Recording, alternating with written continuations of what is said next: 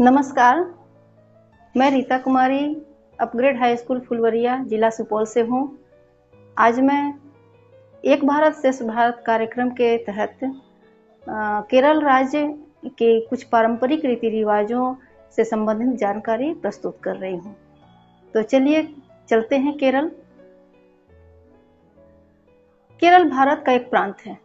इसकी राजधानी तिरुवनंतपुरम अर्थात त्रिवेंद्रम है। मलयालम यहाँ की मुख्य भाषा है।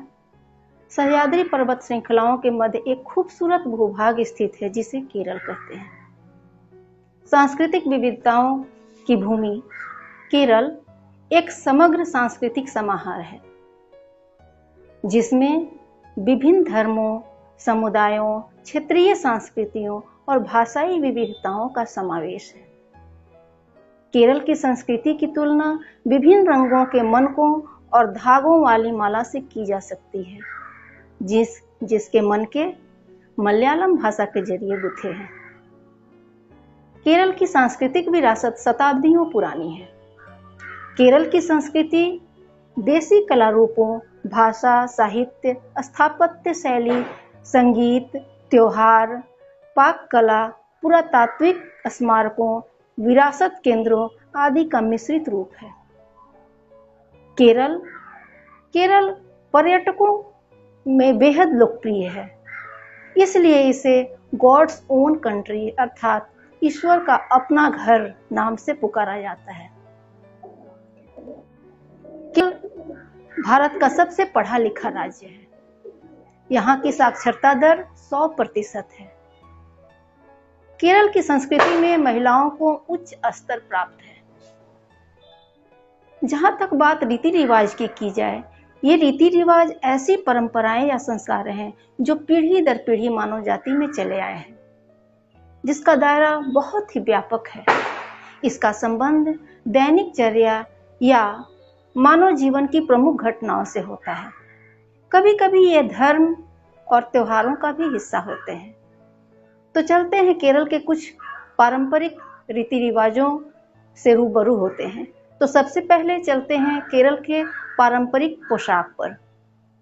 मलयाली पुरुषों का पारंपरिक पोशाक मुंडू है, जो 3 से 4 मीटर लंबा रेशम के कपड़े का टुकड़ा होता है, जिसे वे अपने कमर पर बांधते हैं, जो टखने तक लटकता रहता है।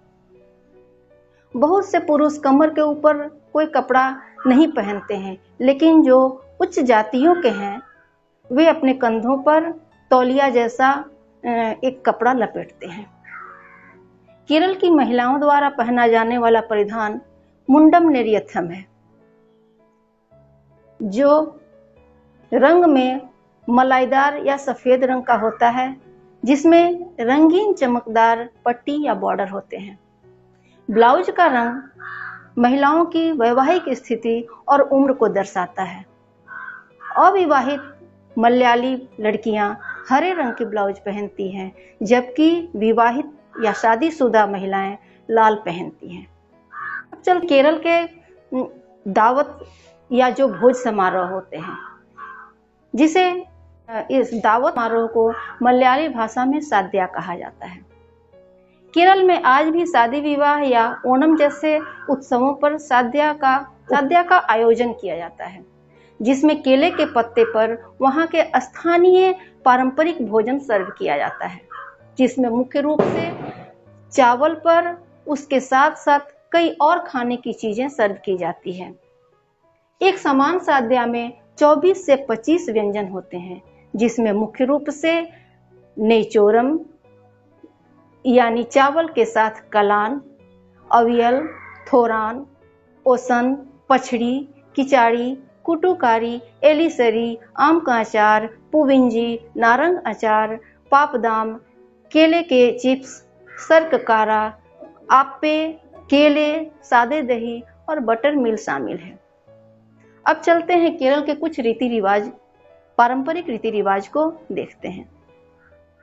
ओणम केरल का सबसे विशिष्ट त्योहार है, जो फसल कटाई के मौसम में मनाया जाता है। यह त्योहार खगोल शास्त्रीय नववर्ष के अवसर पर आयोजित किया जाता है।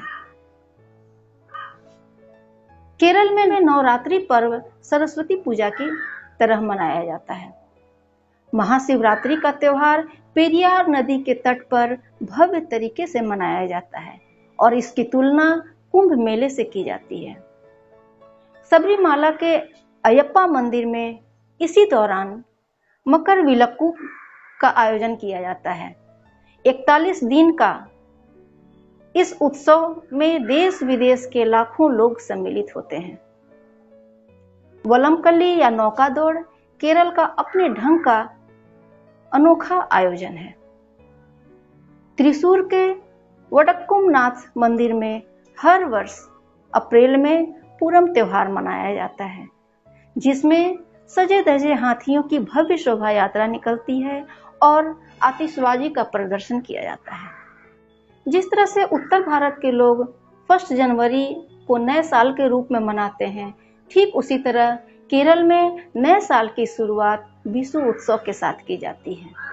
यह ओणम त्योहार के बाद दूसरा सबसे प्रमुख त्योहार है। पुरुष और महिलाएं अपने पारंपरिक वस्त्र धारण करते हैं और एक दूसरे को गले लगाकर विशु की बधाई देते हैं। इस दिन घर के सामने रंगोली भी बनाई जाती है। तो इस तरह से हम लोगों ने केरल के कुछ रीति रिवाजों को देखा। अन्य रीति रिवाजों के साथ फिर मिलते हैं नेक्स्ट वीडियो में। धन्यवाद।